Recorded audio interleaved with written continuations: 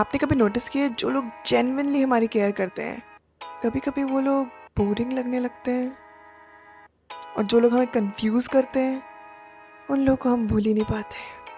And I think we don't talk enough about that, because logically देखे तो consistency attractive लगनी चाहिए, stability attractive लगनी चाहिए, और रियलिटी में हमें मिक्स सिग्नल्स एडिक्टिव लगने लगते हैं, अट्रैक्टिव लगते हैं। जो इंसान आपको प्रॉपर रिप्लाई कर रहा है स्वीट लगता है, सेफ लगता है, और जो 2 दिन डिसअपियर होके सडनली आपको टेक्स्ट करता है हे, और हमारा पूरा नर्वस सिस्टम एक्टिवेट हो जाता है। क्यों?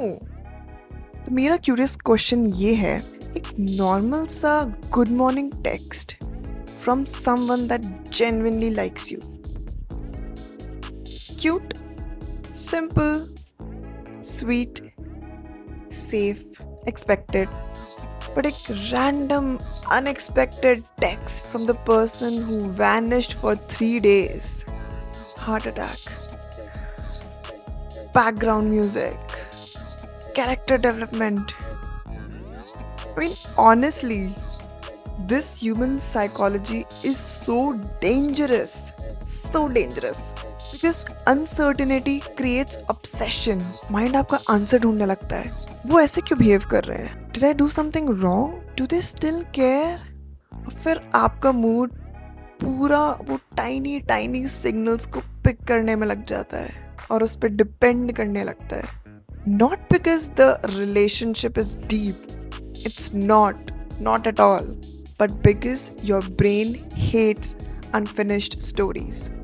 मुझे एक चीज़ रिसेंटली रियलाइज हुई है, we don't actually miss the person. We don't. What we miss is वो feeling, वो attachment, वो almost, वो version जो हमारे head ने create कर रखा है, ला ला ला ला ला, वो version. Because honestly, अगर आप कोई रिलेशंस में इमेजिनेशन हटा दो तो बेसिकली उस रिलेशन में कुछ नहीं बचता है except for that 1 or 2 moments. Reality में बहुत कम अच्छा बचता है, एंड हम उसी 2-3 मोमेंट्स को जीते रहते हैं in our head, on and on, और हम वही 2-3 मोमेंट्स को नेटफ्लिक्स के ट्रेलर की तरह रीप्ले करते रहते हैं। You know that one deep conversation, that one let night call, one soft look, बस।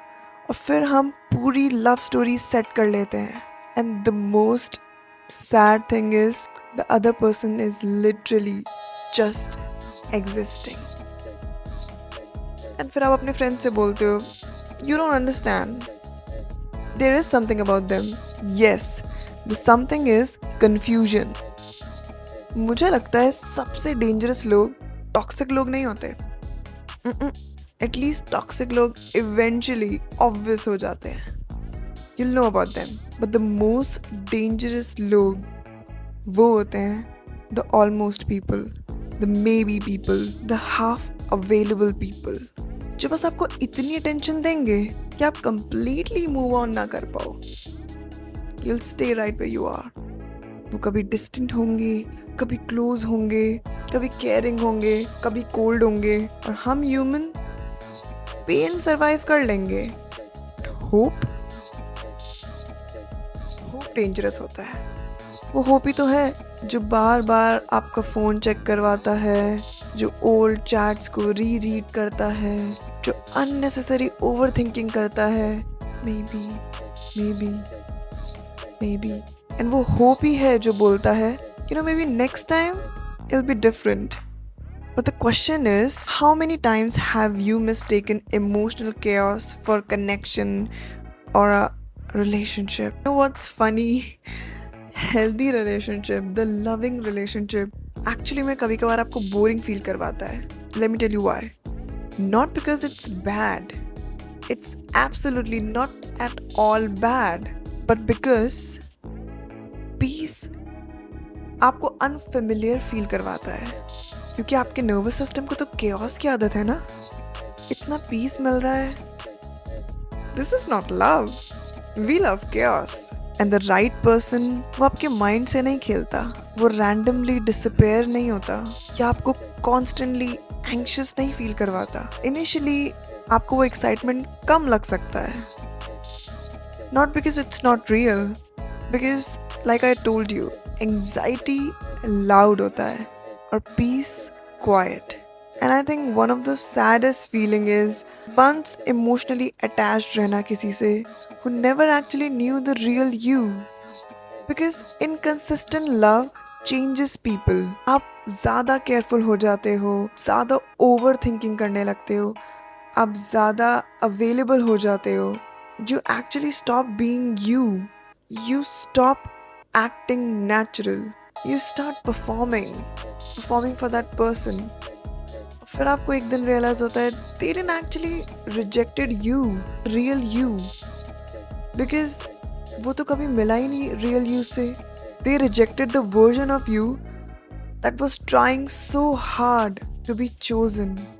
You know, maybe growing up is realizing that every intense relationship is not meaningful. Some people are just lesson. Some people are emotional distraction. They are actually the mirror trying to show you that you need to heal yourself. And फिर finally कुछ लोग आपको piece जैसा feel होने लगते हैं. And you actually accept that. So मेरा ये क्वेश्चन है, do you actually miss them? Or do you miss the feeling of almost being loved? And ये वीडियो अगर आपको थोड़ा सा ज़्यादा पर्सनल फील हुआ हो, good. Because maybe you needed to hear it. Almost is a dangerous thing. So if you like this video, do share it and comment the most dangerous word in comment dating. Mine is almost. If you like conversation that feels a little too real, then don't forget to subscribe. Until next time, take care.